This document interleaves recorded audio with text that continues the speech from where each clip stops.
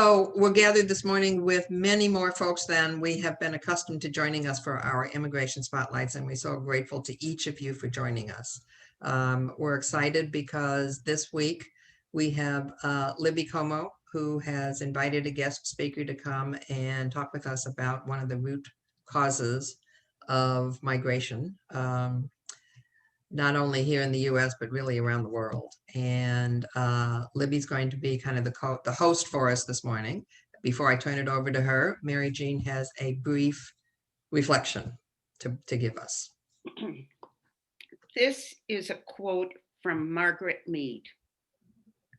Never doubt that a small group of thoughtful, concerned citizens can change the world. Indeed, it's the only thing that ever does. Amen.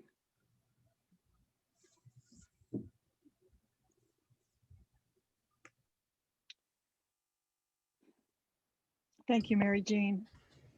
I'm Libby Como, a Loretto co-member working primarily in policy education through the Loretto Earth Network. President Biden's immigration reform platform promises to address the root causes of immigration.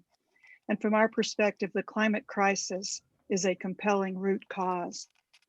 Late last decade, a high school chum of Loretto's sister Maureen Fiedler, who worked more recently with Loretto's sister Maureen McGivern at Women's League of Peace and Freedom, visited Denver, where I live.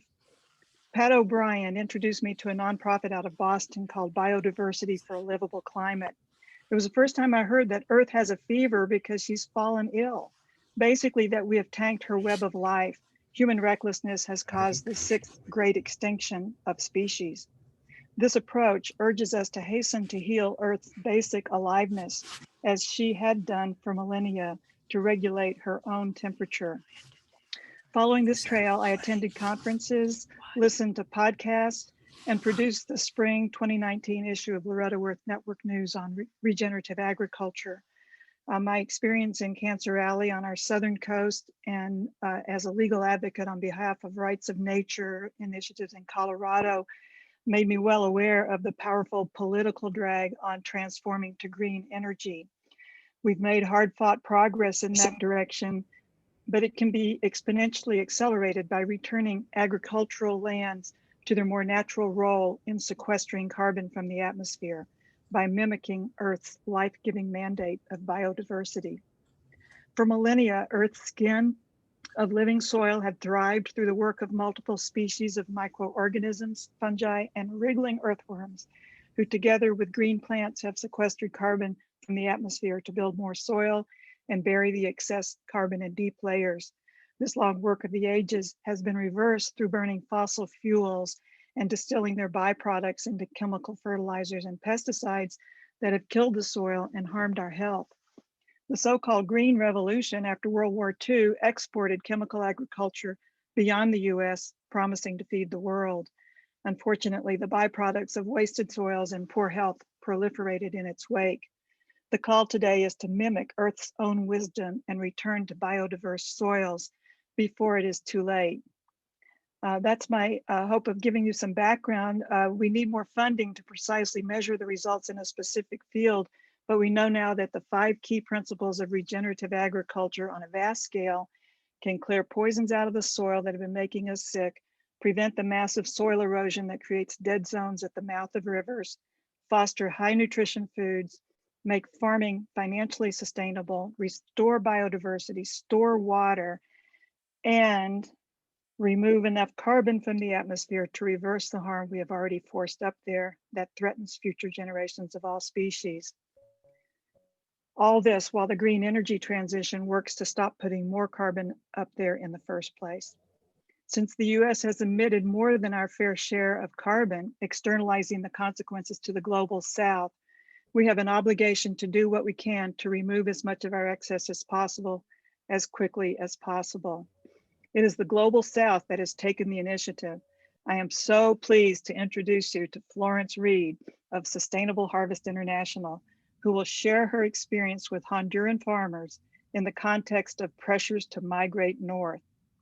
In the discussion that follows her presentation, I'm hoping that we will explore the intersections of Biden's immigration, agriculture, climate, and USAID initiatives, and how Loretto Earth Network's concern with the climate interfaces with Loretto's Latin American and Caribbean Committee's concern with immigration. If you would like additional resources, I'll put my email address in the chat. So Florence Reed came to my attention when I was following the trail of biodiversity for a livable climate. After serving as a Peace Corps volunteer in Panama, Flo founded Sustainable Harvest International in 1997. She is passionate about finding better ways to help the world's farmers live better while regenerating the planet. This passion and acuity revitalizes the Sustainable Harvest International staff, board participants, and donors alike.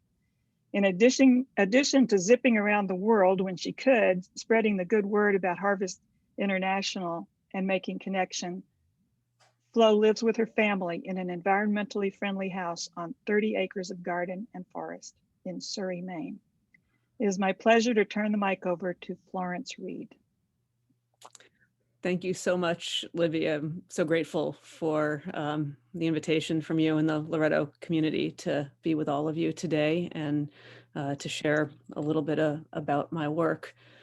Now, I will hope the technology will work so I can do a screen share because I'm hoping to include some photos and some videos in my presentation. Let's see. Share. Play from start. Is everybody seeing a farmer standing next to a stalk of corn? Okay, then we are off. In his prize-winning 1985 novel, Love in the Time of Cholera, Gabriel Garcia Marquez wrote, "No, not rich. I am a poor man with money, which is not the same thing." Today, I'd like to discuss how our global food system's focus on money is fueling illegal immigration by leaving humanity with poor nutrition, poor water and air quality, poor soils, poor human relations, and a climate poorly suited to human life. Situations made all the more apparent by the current pandemic. More importantly, I'd like to share ways that the coronavirus also shines a light on how a food system based on people's right relationships with each other and the rest of the natural world could produce a rich climate with an abundance of healthy land, air, water, and food, allowing people to thrive in their own communities instead of fleeing in desperation. If you find nothing of value in my presentation, though, I hope you will at least appreciate that I didn't choose to focus on Gabo's most famous book that might feel a little too well suited to these times, 100 Years of Solitude. Instead, I will focus on some of the harsh realities he mixed so seamlessly with the magical in his writing. For instance, hunger has been on the rise again since 2015, with nearly 1 billion people going hungry every day.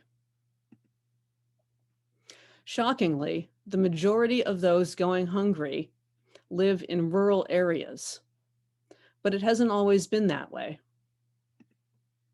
In prehistoric times, we fed ourselves with what nature provided, but this wasn't easy and didn't provide a predictable supply of food. So we started developing simple forms of agriculture to complement the hunting and gathering. But as the human population grew and societies changed, becoming more unequal, some of the most common practices proved inadequate to feed people well.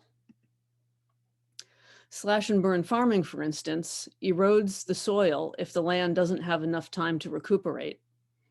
And growing only a few crops doesn't provide a balanced diet when not complemented with hunting and gathering, because the surrounding forest has also been slashed and burned. Now, in areas that once teemed with life in the tropical forests, more than half those forests are gone. and we're losing them at a rate of 1 acre every second still. So it's no coincidence that these are the same areas where farmers are most likely to practice shifting cultivation, moving on to a new plot of land after the previous one has become too depleted to support crops. Eventually, this same land degradation becomes so severe that it's called desertification, as fertile land turns to desert. So, what alternatives are there for farmers? One was the Green Revolution, which brought quicker and easier ways to increase agricultural yields. This helped for a time, yet hundreds of millions still go hungry every day. Why is that? And what changes can we expect in the future? As far as why it is, conventional farming encourages farmers to borrow money to buy foreign machinery and chemical inputs that suppress nature and warm the climate. The farmers grow a small number of nutritionally poor crops to sell for money to buy food, if they're lucky. In many cases, the crops fall prey to pests, disease, drought, or flooding, or there's not a good market for the crop come harvest time, and the farmer is left with no money for food, not to mention for maintaining the farm, and an often insurmountable debt. So it should come as no surprise that hunger is most often tied to declining commodity prices and increasing food prices. According to hunger organization Bread for the World, poverty is the major cause of hunger, and 3/4 of people living in extreme poverty live in rural communities where they could be growing their own food.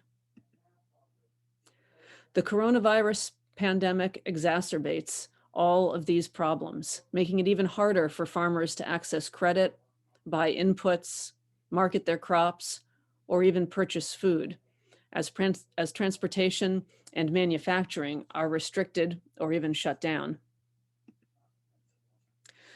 Of course, once the land is too degraded to grow crops, people in countries like Honduras become desperate for another way to sustain their families. Many move to cities in the hopes of finding work, which is usually low-paying work in sweatshops or other exploitive jobs.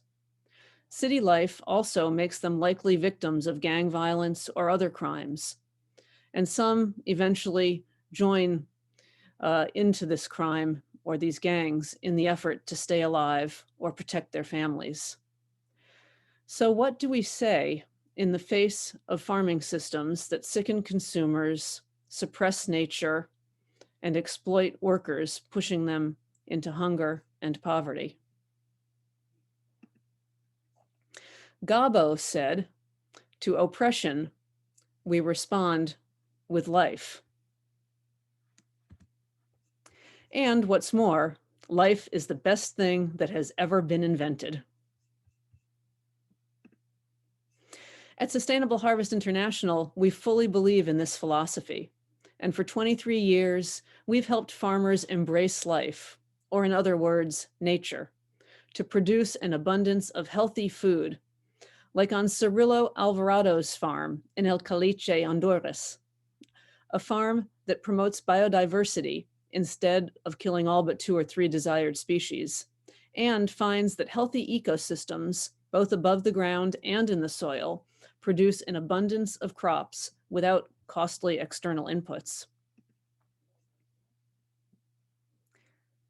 Agroecology, real organic, and regenerative agriculture are terms, some of the terms, now commonly used to describe this type of farming that embraces and enhances the life found in natural ecosystems by minimizing soil disturbance, maximizing crop diversity, keeping the soil covered, maintaining living roots year-round, and often integrating livestock.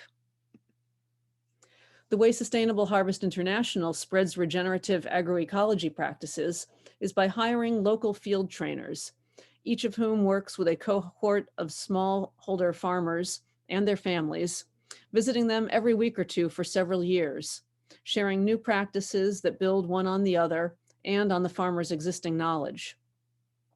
These are trainers on our Honduras team. Each works with a cohort of approximately 40 families visiting them every week or two for several years to add knowledge about new regenerative organic practices and new crops to the farmers' existing knowledge and connection to the land.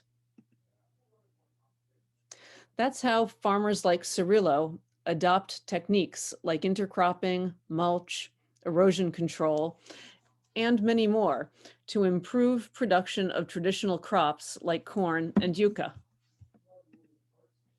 Soil improved with compost and other organic matter nourishes other healthy and productive plants, including fruits, vegetables, and this lemongrass that both makes a tasty tea and repels insects.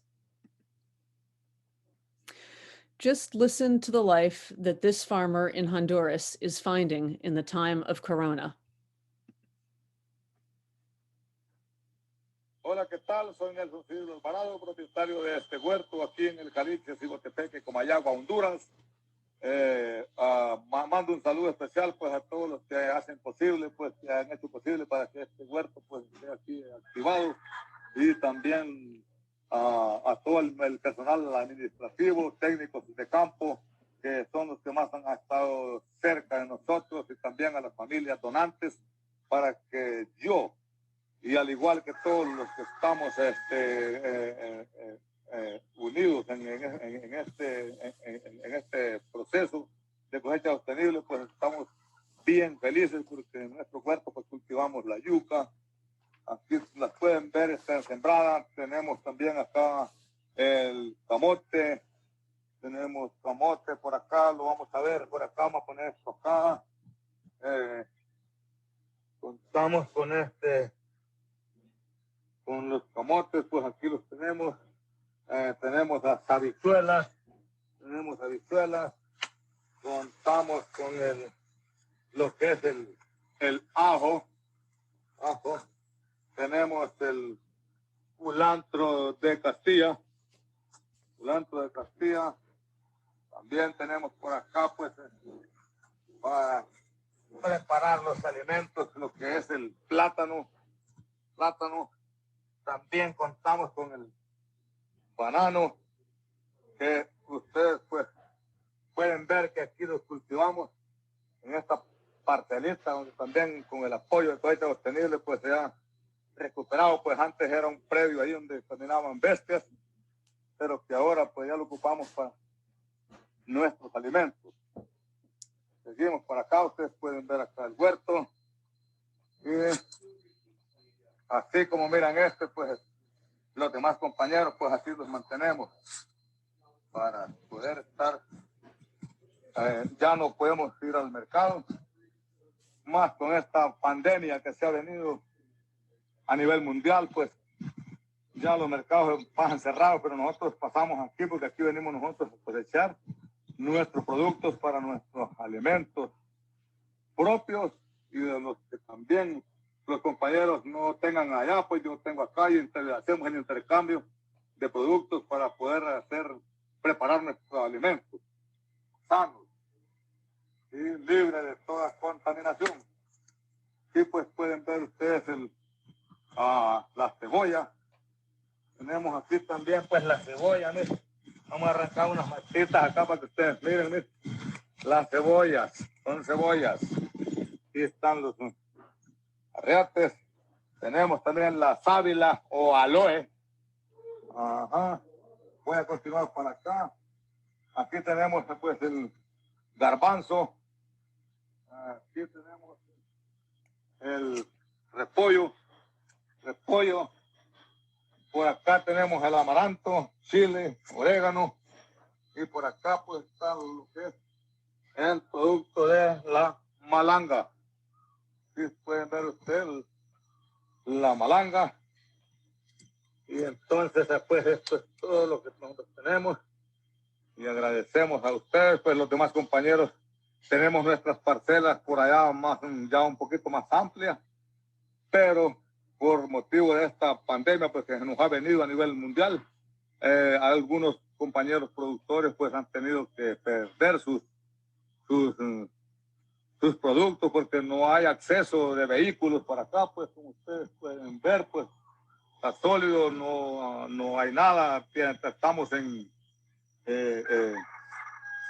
en cuarentena casi todos porque no hay acceso de vehículos para llevar nuestros productos al mercado y eso pues los ha perjudicado porque de los productos que sacamos pues recaudamos algunos recursos económicos para fortalecer el crecimiento de nuestra caja rural de aquí del Caliche, la Nueva Esperanza del Caliche, pero que pues, confiando en Dios y en la buena voluntad de los donantes, de la junta directiva, de los técnicos extensionistas de campo, creo que vamos a seguir adelante con la fe puesta en Dios. Sí, pues voy a mostrarles acá también tenemos el producto del pescado, pues no solamente tenemos lo que es la verdura, sino que también contamos con el alimentillo, pues nuestra pecera, si la pueden ver ustedes, miren, vamos, nuestra pecera para complementar lo que es ya el alimento. También venimos para acá, contamos con un gallinero, por aquí. Aquí pues es aquí pues la puerqueriza o chanchera. Aquí tenemos pues un gallinero forrajero, a donde también los amigos de Cosecha Sostenible pues compañeros nos han enseñado a preparar nuestro propio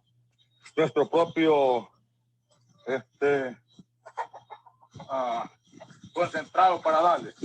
Ustedes pueden ver el concentrado que la estamos alimentando gracias a las enseñanzas de Cosecha Sostenible Internacional. Seguimos acá. Este es el concentrado que se le da a las gallinas, pues tengo un gallinero forrajero acá. Vamos por acá, este otro. Tenemos acá también la pila, pues ellos hicieron lo posible de darle lo que ellos quisieran, pero aquí pues me había sobrado unas piecitas de cerámica, pues yo terminé de poner la pila para que se mirara más alegre. Por acá vamos a llegar a donde está aquí el horno donde la señora pues aquí ha pasado la cuarentena haciendo pan para seguir vendiendo. Entonces aquí mira usted el hornito que nos ha dado el chef y por acá vamos a seguir y creo que esto pues va a ser todo. También tenemos arbolitos por allá y gracias a Dios pues y Cosecha Sostenible pues hemos tenido todo esto, pues lo que se requiere es esfuerzo de cada uno de nosotros como productores para así seguir adelante y en estos tiempos de crisis pues nos ha ayudado esto a seguir adelante. Muchas gracias, que Dios les bendiga. Desde el Caliche con amor, Nelson Cirilo Alvarado.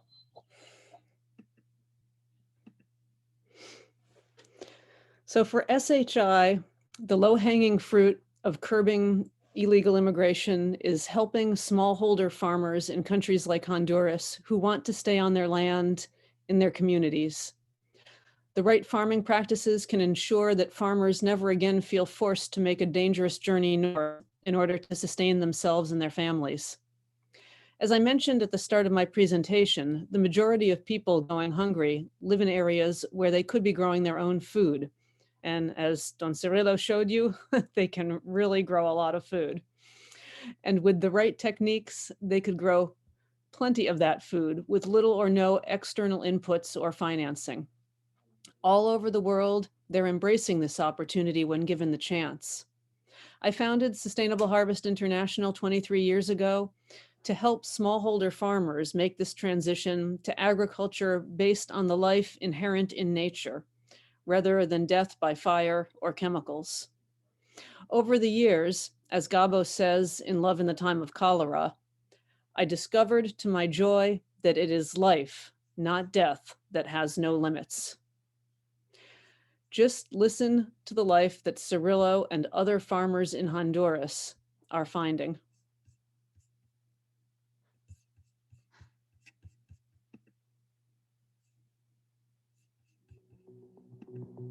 Aquí se llama el caliche. Yo miro que estamos casi destruidos, pues, porque ya vive todos estos bosques, ya hasta la leña la miro que tiraría ahora.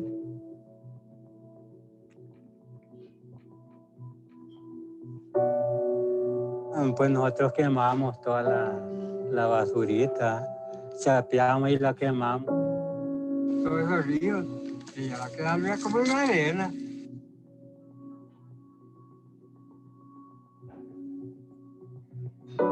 Al quemar cuando viene la lluvia, va abajo todo esto.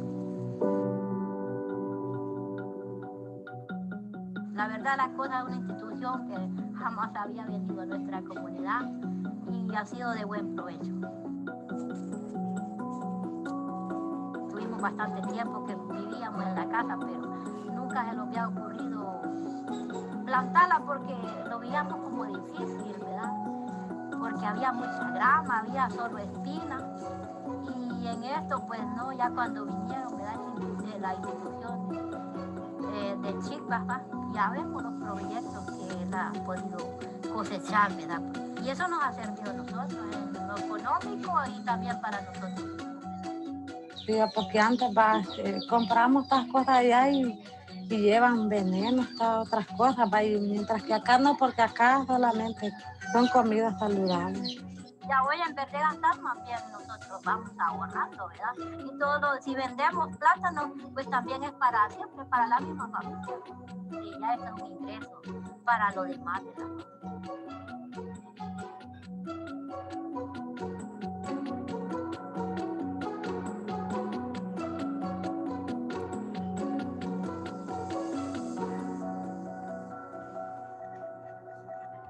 Es un gran examen que ellos han pasado. Hay familias que han enseñado a otros, a los vecinos cercanos. Hemos podido ver aquí donde pasamos que hay familias que no son participantes de nosotros y están adoptando las tecnologías. Eso es de rescatar, eso es de mucha importancia porque se ha visto que el trabajo que chía ha pegado, ha dado frutos.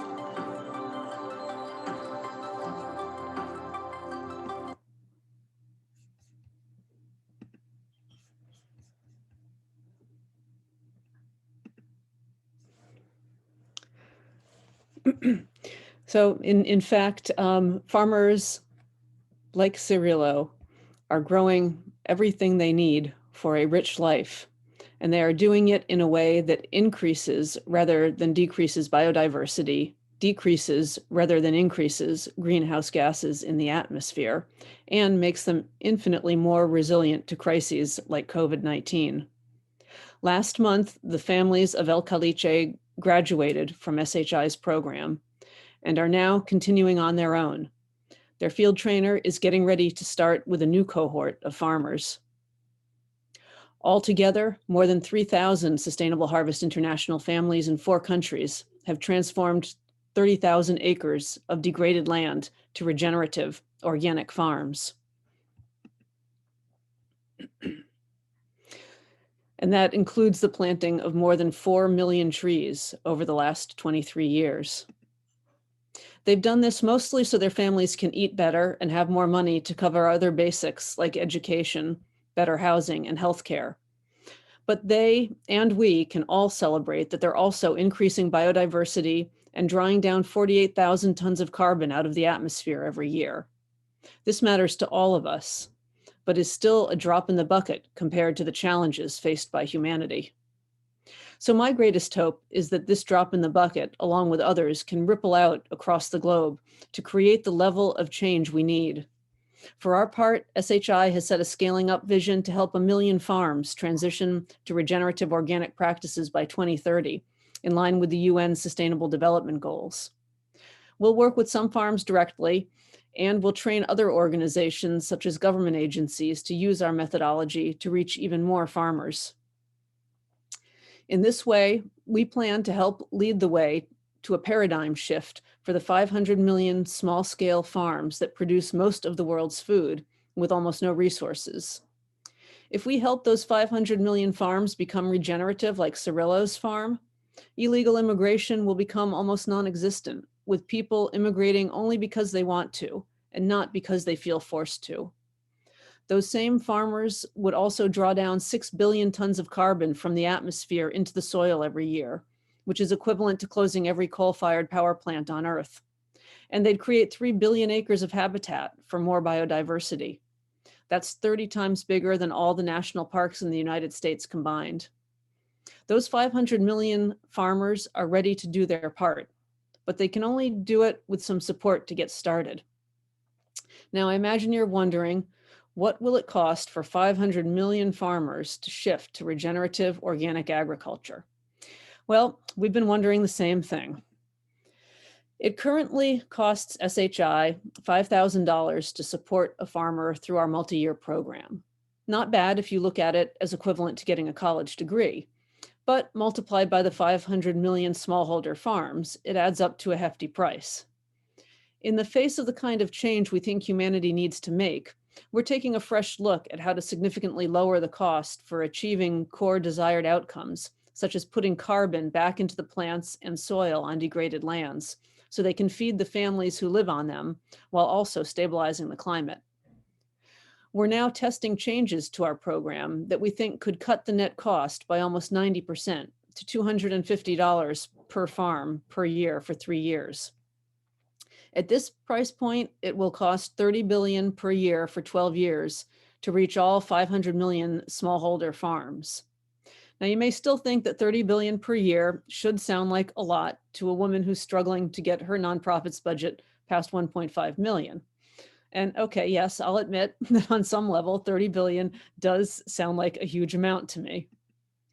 But not so much when I think about the fact that governments of the world provide 600 billion a year or more in subsidies to industrial agriculture, GMOs, globalized exports, and factory farms, all of which are collectively responsible for about half of the world's greenhouse gas emissions, and usually leave farmers no better off, or even worse off than they were to start.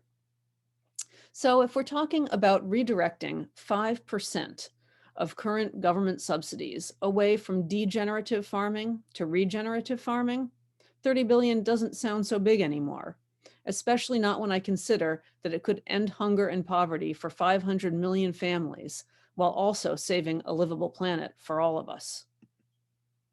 And as Gabo said, it is not true that people stop pursuing dreams because they grow old. They grow old because they stop pursuing dreams. I hope you share my dream of a food system based on the love of life and nature, and that together we will create a global food system that nourishes families and the earth, starting with smallholder farms. Thank you.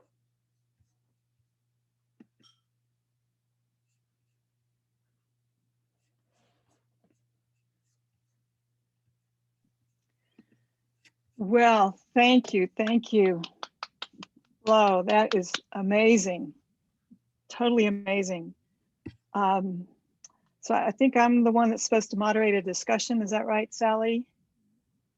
You can either wave your hand at us or raise your hand electronically if you'd like to make a comment or ask a question.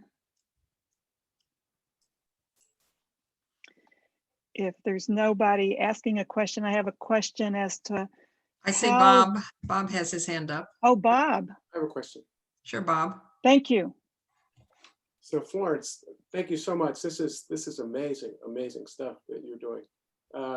So at this point, you are in Honduras right now, and do you have plans to expand perhaps in Central America or? We currently have programs in Honduras, Panama, and Belize. And we did work for a while in Nicaragua.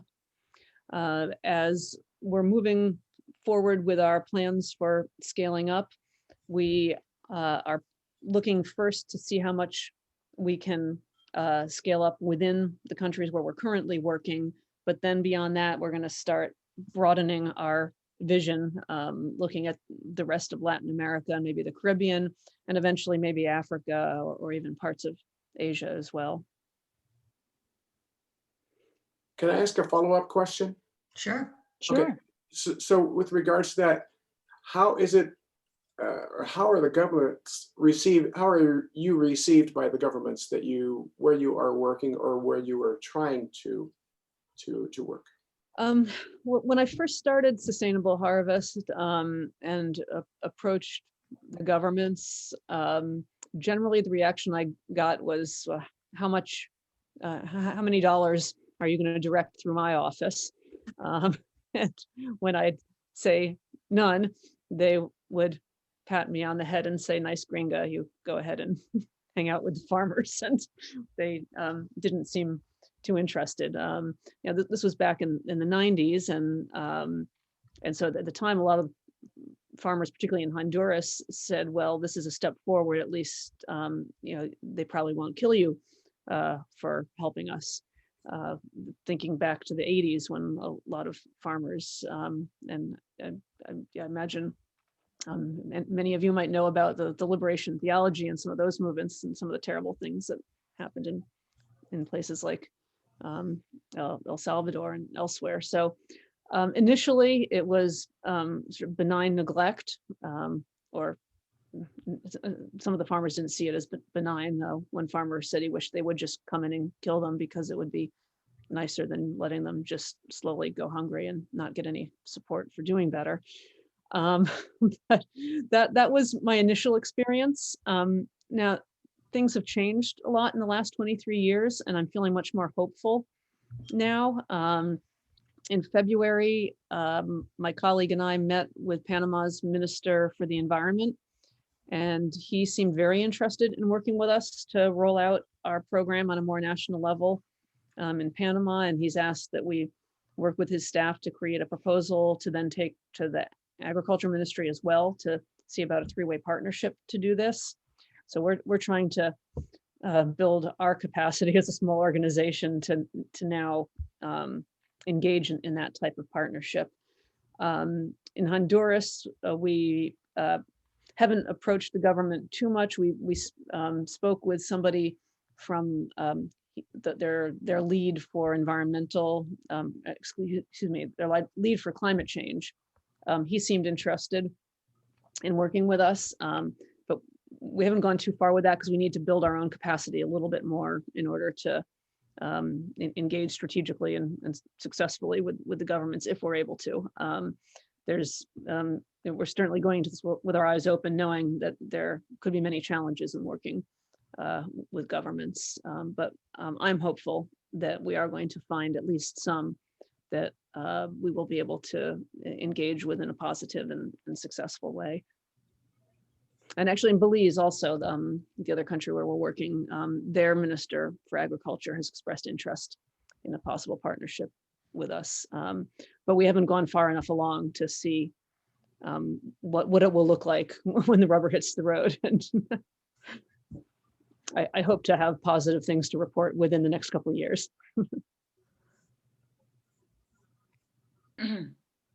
Anna. Thank you so much for your presentation. It's just so valuable to knowing how things get transformed. I wonder, Anna, we can hardly hear you. Can you put your mic down? Yeah.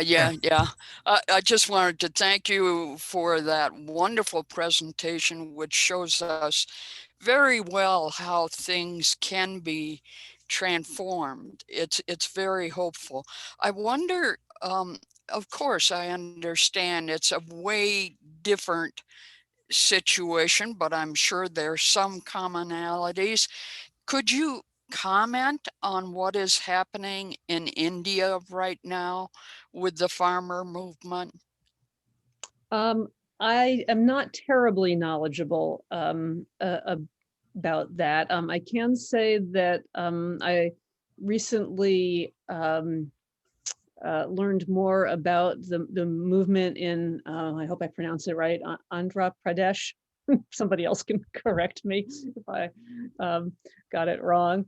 But there, it seems that they've had a lot of government support and have really been able to roll out this type of programming on a sort of a statewide level, I guess would be the equivalent of what we would call it a state. And I think this is in response to having seen lots of difficulties with agriculture, with farmers committing suicide because they got so into debt because of the conventional farming that they were encouraged to take up in the past. But you have great leaders there like Vandana Shiva and her organization Navdanya. So I think we have a lot to learn from India's example of how much harm agriculture can do, and then how much good it can do, and then how it really can be scaled up on a very large scale. And I'm sorry I'm not more familiar with it, but Thanks. Sally. Yeah. Gosh, Flo, this was just so wonderful, so hopeful.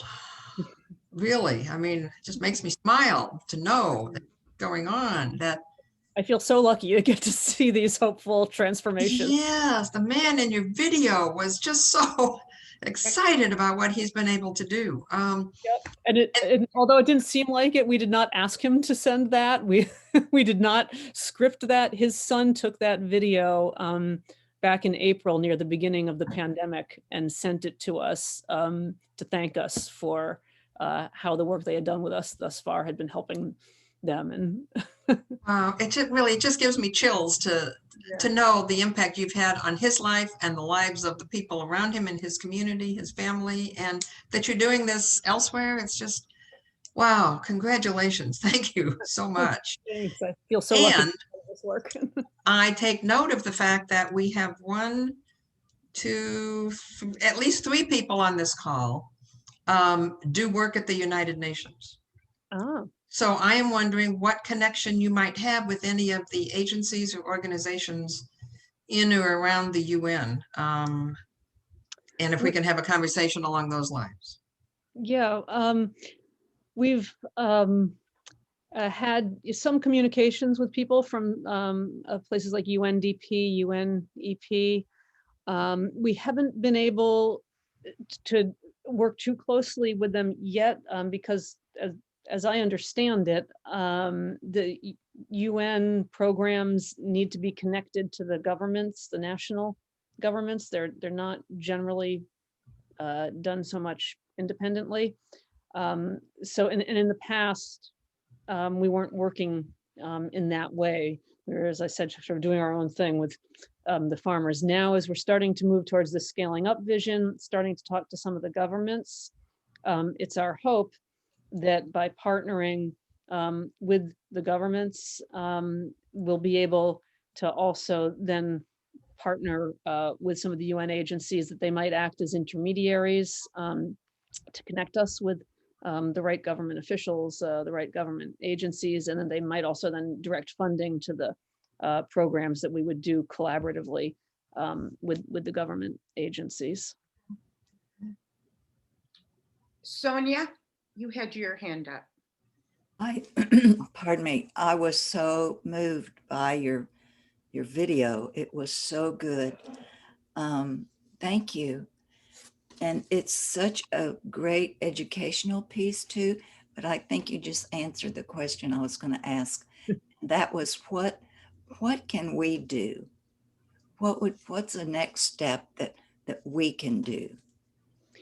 Well, sort of in terms of the broader movement, I encourage people to think about the food that you're buying, where it comes from, how it's grown. Ideally, buying as much as possible from local organic farmers. If that's not possible, then either local or organic farmers that are taking care of the land so that it will continue to take care of future generations, and ideally from regenerative organic, because there's different levels of organic. Growing your own food, of course, is a wonderful way to contribute to the effort. Composting, either yourself or through municipal composting programs, are all wonderful. And obviously we would love support for our program and other programs like ours. Thankfully, we're not the only ones doing this work anymore. So, honestly, the thing that we most need right now is more financial resources to expand our capacity to do this scaling up. We need donations. We need people to help us spread the word about this work to others who might consider supporting it. We're, for the first time, starting to look a little more at policy issues. So we're hoping to engage with the Biden administration to talk about how investing in programs like ours, because USAID and other government funders, they fund international development work. And I've looked a little bit at what some of the programs are they've funded. And it's generally been giving more agrochemicals to the farmers, encouraging them to grow commodity crops. And I've looked at the results from the people who actually carried out the programs after there have been tens of millions of dollars invested. And their own results say that there was no real impact on getting the families out of poverty, no real impact on getting them out of hunger. The only real impact that I saw in the study I read recently was that the farmers bought more agrochemicals, which was not of a whole lot of use in my book. For the environment, and for poverty, and then for the connection between poverty and immigration and other issues. So we're starting to educate ourselves a little bit at SHI about some of these policy issues, policy initiatives, and how they could further this work. So I encourage other people to educate yourselves as well. And I think you'll all know the right kind of policies when you see them, and certainly encourage support for them. There are some even specific regenerative agriculture initiatives that are being promoted in Congress now. And so again, I'll be trying to learn more about those. I can mention a couple of resources, and I'll try to put them in the chat later for also learning more about policy. There's other organizations that focus more on policy than we have, and so know more about it. Kiss the Ground is one that I think of. The Regenerative Regeneration International is a network that includes good information about policy initiatives, I believe. So anyway, there's a little bit of an answer for you, and I'll try to put some links in the chat. I think something that we all ought to think about is how to get that film out to other people. Rosa, which film do you mean, Mary Jean? The film of the family. The one that Flo just provided us? Yeah. Is that okay, Flo, if we spread that around? Oh, absolutely. And we have a number of other films as well, and they're on our YouTube channel. There's links to some of them on our website. Those ought to get to the Biden task force. Thank you, Teresa Florence. has her hand up. I'll make it quick so that we can fit in. Thanks so much. That video, that scenery reminded me so much. I lived in Belize. I'm also a former Peace Corps volunteer, so that's great. But this link that you were mentioning between what you're doing and immigration, you mentioned that this type of increasing livelihoods for farmers is keeping them in their country, and is there any way that you are measuring how many people are in fact staying? I'm just trying to make like a link with the immigration side, what we work with. I think you're nodding, so I think you get what I mean. And thanks so much for all you do. Yeah, I get it. I'd like to look into that more in the future. We've heard anecdotally from a number of the farmers in our program. They've told us about how they, one I'm thinking of said Leopoldo Rodriguez said he spent 4 years illegally in the US, saved up some money, and then went back to Honduras thinking that now that he had some money, he could establish something and live in his own community again, which is where he wanted to be. But by the time he got from the US back to Honduras, it took all of his money. And he said, I got back to Honduras without even enough money to buy a soda. And so then he was thinking about going back to the US, again, not seeing any opportunities. And that was right at the time we started working in his community.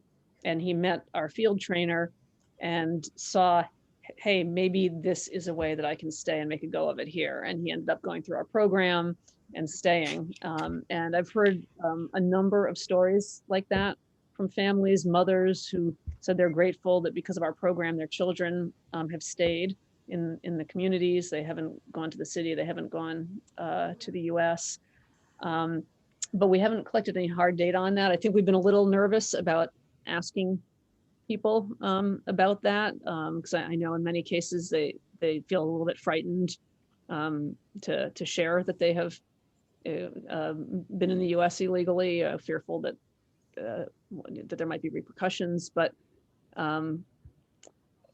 maybe that's not really so much of a concern, because certainly some of them have openly shared that with us of their own accord. So it would be interesting to get more information. We haven't delved into it too much yet. Teresa's had her little yellow hand up in her box for a while, so I'm wondering if we could give her a chance. Thank you. And Rosa, my great UN partner, have partly asked one of my most burning questions. So thank you, Rosa. So I will just add to that, just to say we are always struggling when I do work with a committee of NGOs that focus on migrants' rights at the UN, and particularly a subcommittee that's focused on the intersection of climate change and migration. And we are always struggling with the lack of data to really tease out the reality that environmental issues are a huge factor in people's ability to stay where they are and decision to move if they do. And so I can't emphasize enough how helpful any form of data that highlights or puts a spotlight on that reality is, in terms of being able to advocate at a global level to give light and air to this issue. And to that point, in addition, I know, of course, there's sensitivity where people have been somewhere in an undocumented status and returned. But if you're able to even get into conversations about people, grappling with the decision to migrate, and how maybe your work has enabled them to avoid that, as the gentleman in your video mentioned, that is important data. From our standpoint too, the prevention of unsafe movement is a fantastic piece of data. So if you're able to have those conversations, that might be a little bit more comfortable. Where have you, been allowing people to just stay put and not have to move? That is very useful. And I also put in the chat box a question about a specific potential like global funding opportunities. So I won't take time for that here, but just to alert you to it, I'd love to follow up with you later about it. I'll try to remember to the chat. And your point is well taken, and makes me think of another answer to the wonderful question about how people can help, which is that we can also use help doing more research on the impacts of our program. Where, as I said, an organization with fairly limited resources, there's 4 of us on the headquarters staff, and then there's about 30 Central Americans in the 3 countries, and almost all of them are the trainers that are working with the farmers. And so we do collect a fair amount of data about outputs and outcomes from our work, but there's so much more. We could do so many, and we've partnered with some universities to do some studies, which have been helpful. But there is so much more that we could be documenting, such as the connection to immigration. So if anybody has connections with or knows about colleges or universities or other research institutes that are looking to partner with nonprofits to do research on some of these issues, we can happily act as a facilitator for that. We have the benefit of being well known in the communities. They consider themselves to be part of the SHI family, and so I think we can offer a way in that would be hard, and a level of comfort that would be hard to establish otherwise for somebody just dropping in from outside. Libby, Jean has had her hand up. And Vivian. Jean. Jean, you're muted. Thank you so much for a wonderful presentation. It's so timely this morning in the Arizona Star paper. I don't know if you saw this, a big article on the floods in Honduras and what's happened. In this case, it's a woman and her child. And the debate about, she's tried before to cross Mexico, back and forth, deciding whether to leave or not to leave. And I'm particularly interested in the impact on women in this process. So again, the intersection of gender, climate change, and immigration.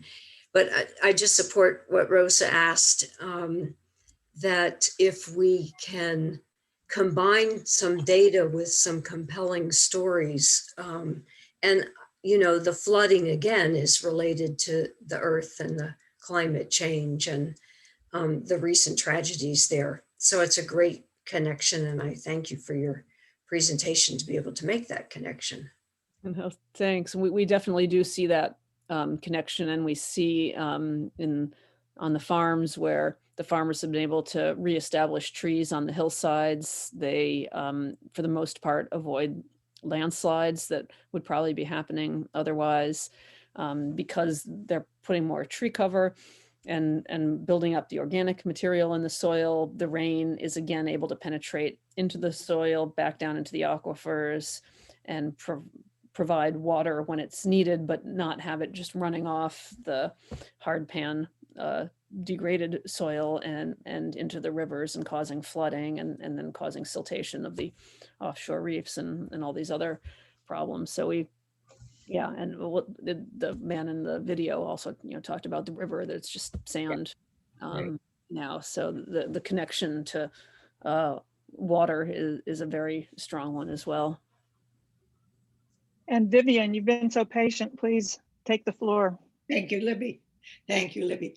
I'm here listed as Judith. Florence, I'm Vivian. I'd like to congratulate you on a really superb presentation. And I'd like to echo what Teresa was saying. Although you say you would wish you had more data, those that you have are so impressive and so important, because these data are what will drive action. So I'm really deeply impressed on that. And the second point is more personal. Would you give us a link how to send contributions and support SHI, because it's really a superb initiative, and I'd like to be a part of helping to further that. Well, thank you so much. I, of course, would be happy to share that link, and I'm grateful for that. And in exchange, we will send lots of happy stories and photos of more transformations happening on the farms. And when you brought up the data, I thought one other that I am proud of that I did not mention before is that we went back a couple of years ago to hundreds of families who had graduated many years before from our program, who we had not been in contact with since then. And we found that 91% of them were still using the agroecology practices that they'd learned with our program, and we're continuing to do better and do better for the environment because of it. So that's always been very key for us, is that we put in the extra time and the extra effort so that the transformations won't end with our program. When our program stops working in an area, that they will instead continue to grow. And we see it being even passed from generation to generation. So for me, that's been one of the most important pieces we've been able to document with a little bit of the follow-up research that we've been able to do. That is great data, great data. Libby, I note that we are a couple of minutes after the hour, and normally we advertise these sessions as 1 hour long. We're happy to stay longer if people want to stay with us and continue the conversation.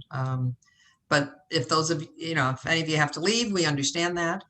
Libby does have something that she's put in the chat, I believe, Libby, right? A letter to the Biden administration, is that right? And to Congress? And to Congress. Mm-hmm. That Yeah, you are there's, seeking signers for, right? Go ahead.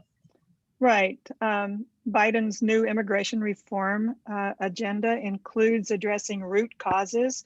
I haven't seen climate change listed by him yet as a root cause, but I think we all can see how important it is to draw his attention and that of his administration to this work that Flo and others have been doing. That is so, to me, it's so integrated with our global responsibility as having contributed more of the carbon pollution to the atmosphere than any other country over the period of time that we've been doing that. Plus, it's just such a multi-benefit kind of work. I mean, it adds health, it adds financial stability, it adds community. I wanted to ask about the rural community bank that he mentioned. I think that's more to learn about. Addressing the root cause of immigration. So thank you for your support and for attending. And I've printed out the chat. If you didn't catch any of that information, just contact me. I'm in the directory. And if you don't have the directory, it's libby.como@gmail.com. Libby like the brand name, Libby, and Como like Fido. It's a Cajun last name, COMEAUX. So libby.como@gmail.com. I can follow up with other resources on the general topic of regenerative agriculture if I didn't completely saturate you with that at the beginning. And before we let anybody go, we have an announcement to make, and I think Ann Kameen would like to, yes? Tomorrow is Nancy Whitwer's 29th birthday. Happy birthday. Happy birthday, Nancy. Happy birthday. Can we trust you if you're over 30? Okay, so like I said, if any of you want to hang around and continue the conversation, I'm up for it. I don't know who else might be.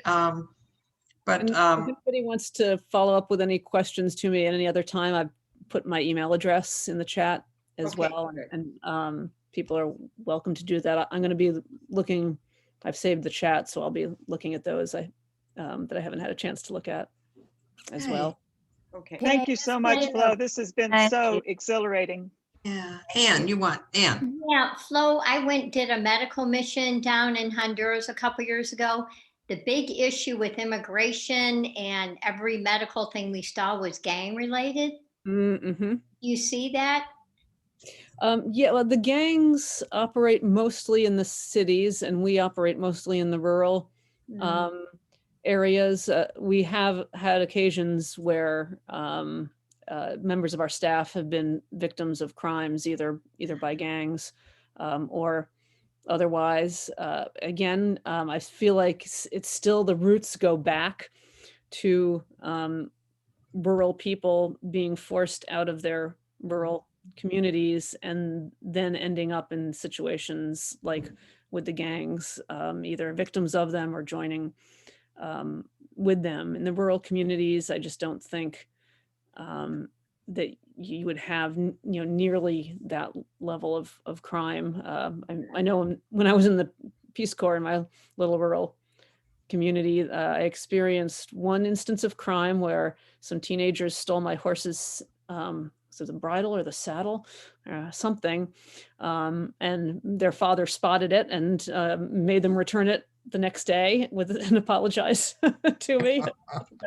That was it for the crime in rural Panama anyway. A little harder in Honduras, but still rural communities where everybody knows each other. It's a lot safer. Well, Flo, I am so grateful to you for joining us this morning and telling us this wonderful story. And I feel certain that we in Loretto will somehow continue to connect with you going Great. forward. I'm not quite sure how, but I'm sure that will be the case because you speak to issues that are just near and dear to our hearts. Right. Thank you so much for the work you're doing. Thank you. It's really was a pleasure to spend some time with all of you, albeit on the computer, but. Thank you to Libby too. And Libby, thank you. Yes, yes, Yeah, yes. Libby. Libby, thank My pleasure. And thank you to Beth, who put me onto this long ago. And gave me opportunity, as did Sally, to participate in meetings at the United Nations, where we can get more of a systemic and more of a global view of what's going on. It's not just about the US's problem with immigration. It's a much bigger picture. So, Libby, that's a perfect lead-in. I would like to announce that going forward, the LACC plans with our immigration spotlights to do more of this kind of presentation, to expand beyond just those LACC partners that we work with. And along those lines, we've already reached out to Beth and Teresa and Cecily Kern, who's not on this call, but Cecily's also still working at the UN. So Teresa and Cecily are going to be leading a discussion with us on April the 2nd, I believe it is, right, Teresa? And we haven't settled on the topic yet, but we will soon. So we're going to do more of this because none of our issues exist in isolation. They are all connected, and we want to continue to pursue the interconnections, and every time ask the question that I believe Sonia asked, which is, and what can we do? How can we help? How can we support? So my little speech. Thank you all so much. And Libby, thank you again. Thank you. I'm going to leave you all now, if that's okay. I've Absolutely. got a meeting. Thank you, Flo. Thank you again. Thank you, Flo. Thank you, Flo. Take care. Great. It's great Bye-bye. to be connected. Sally, thanks so much to you and your Latin American committee for providing all of this richness to us. I'm just so overwhelmed by what you have presented, not just today, but I've tried to tune into so many of your others, and it's been so helpful. Oh, Nancy, thank you. We're really glad to hear that feedback. And like I say, we hope to do more of this joint collaboration. And the technology, of course, that you're using is tremendous. Yes, yes, yes. Oh, And speaking of technology, can I just plug our new Twitter handle and asking those who have Twitter who use Twitter to please follow. I put it in the chat. It's @JusticeLACC.